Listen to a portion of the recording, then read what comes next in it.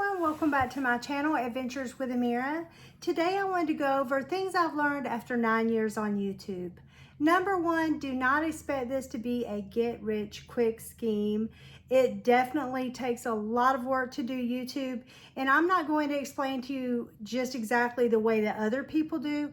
I want to tell you from my experience and how much money you can actually make and where the real money can come from. One of the first things I wanted to talk about is what type of videos you do. I do lifestyle videos, I do travel channel videos. Those tend to make different amounts of money. So I travel to different hotels across the world, and believe it or not, the hotels that we've been at in the United States pay more for AdSense than the hotels that we've been at in Europe or some of the other places. There's a hotel we've gone to in the Bahamas. They also, because they were a newer hotel, they pay per view more than some other videos. Now, I used to start out doing Dollar Tree videos and just shopping hauls and things like that, but they don't really pay as much money. So if you're coming into this as a business and it's not just a hobby and a way to make a community, which is what I really started it as. I thought of it as a business because I was trying to gather more knowledge about doing online work for work experience, but I didn't really think of it as a way to pay my bills. So I do want you guys to understand that out the gate, it is very difficult to make a lot of money on YouTube just as a regular content creator. Now, a lot of the people that you see saying they made $60,000 a month or even $10,000 a month, sometimes they have certain types of content.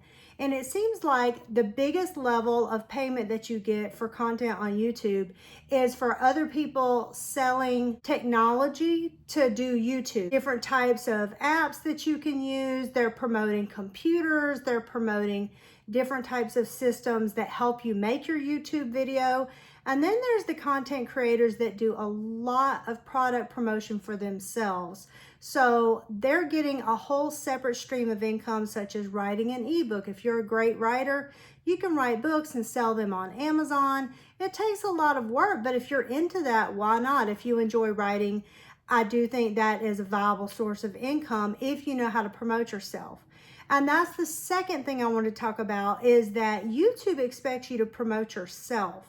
So just because you post on YouTube doesn't mean anybody will ever see your videos. So I would suggest before you start your channel to have a Facebook page. If you're on Instagram, make sure that you post some of your video content material over there as well. The Instagram reels or whatnot that are the shorter form content, if you post it over there, it will help promote your channel through YouTube because the algorithm likes for you to promote yourself. I've noticed this a lot. The next thing I wanted to talk to you about is the community of YouTube.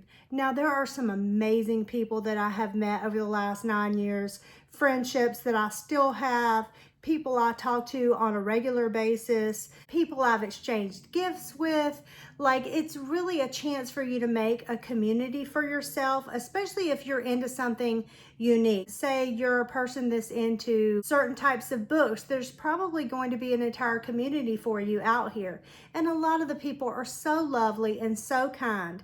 And then there are the people who are not so nice, and they can be a lot to deal with. So I wanted to tell you before you start this, you need to be aware that the more likes and the more views that you get, the more dislikes you also get. And that is so strange to me. Like, people will dislike the most random stuff. I've watched videos from any kind of content you could think of on the internet, and you will see people saying they don't like sea turtles. They don't like people with cancer. They don't like pets. Like, it's so strange to me the things that people will take time out of their life to dislike a video. I think the only time that I've ever disliked a video in all my time on YouTube, way before I even started my channel, was somebody was hating on another person, and they were just so mean. It was like a clickbait situation. You click on it and all they were doing is berating the person and just being so ugly. Or that's what we say in the South when people are being mean, is being ugly. So they were just being so ugly. So I disliked that because I didn't want to promote that content on YouTube. But you have to have a thick skin. There's nothing wrong with being you on YouTube. Maybe people won't like you and won't like your opinions, and that's okay. But you need to know that coming in so that it doesn't discourage you, because a lot of people out here would like to start a channel, but they just aren't brave enough to start. And sometimes when you're just starting out, people may not like you just because they're jealous, and that's just the way of the world.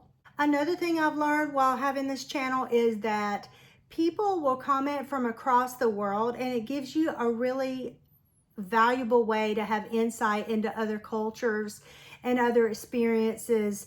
And people come to me and talk to me about all sorts of things from seeing me online and ask for advice. So you do have a responsibility towards others when you post content. So I try to always be honest and authentic on my channel, which I think is why it did as well as it did in the very beginning. I don't have that many subscribers now, but I did that to myself on purpose. It's kind of an interesting story.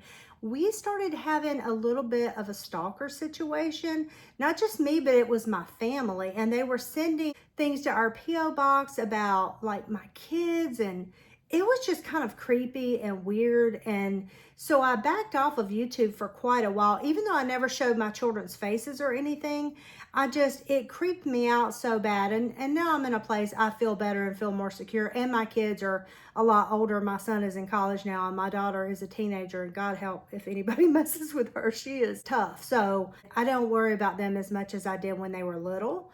But it was just a really strange situation. So that's something else to be aware of. Once you put yourself out here, people are going to gravitate to you. It is very odd when people start to recognize you if you're out in public somewhere or at Disney World or something. It's kind of crazy to think like people see me. If your channel is successful, you have to be ready for what comes with that and be prepared and not let it discourage you if that's what you really want to do. Another thing I learned being on YouTube is that everything's not as it seems. You see people with a set like mine. I deliberately set this corner of my bedroom up. I don't have a private office in our house. My husband got the office, but he's the one with the full-time job. So I just set up a little corner for myself. But I see people doing all kinds of things on the internet that I know as a YouTuber, and because I've been on here for so long, I can tell when something is fake. And it's very interesting. You see people faking cars, houses, like people literally are renting Airbnbs and claiming that it's their own house. A girlfriend of mine just told me tonight she saw somebody at a Corvette dealership a few days ago, and the guy was out front acting like he was buying the Corvette, and the people inside, the salesmen were talking about it so bad. They were in there just ragging on that guy, saying, look at this guy out here, pretending he's got a YouTube channel, I guess, that he is filming the car and acting like he's buying the car, and he didn't actually even buy the car. He didn't even apply to buy the car or say he wanted to buy the car. He just wanted to test drive it and then pretend like he bought it. So don't believe everything you see on the internet. That's one thing I definitely have learned, and that was really instrumental as I was raising my kids, for them to see. Now you see mommy's just in this little corner of her bedroom filming these things, and this is like a real place, but I never pretend that I have some, private business outside of my house or a big office or something like that, like some people do. And I also have noticed people will say they have all these like handbags, they buy all this stuff from Sephora and then they take it back. Like, we're trying to be real people here. I don't know why people feel the need. I guess the self-esteem issue is a problem where they just feel like they can't compete. But there's a place for you, and that's the next thing I wanted to tell you.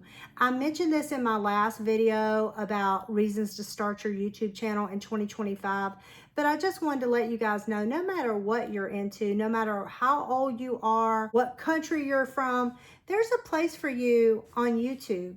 People out here want to see your content, and more because AI is so popular now, I know that I personally really appreciate seeing real people on YouTube. A lot of times you'll listen to a video, because we travel so much, we listen to a lot of educational things about places we're going to go visit. And you'll be sitting there listening and it sounds like just your regular neighbor next door. And then you realize, oh my gosh, this is an AI bot I'm sitting here listening to. And it's just weird. So I appreciate real people. And if you're willing to put your face on camera and just be authentic, people will watch you. I know you have valuable content to offer. I will have another one of these videos for this series coming up soon. Thanks so much for watching. If you like content like this, please subscribe and leave me a comment down below. Thanks again for watching.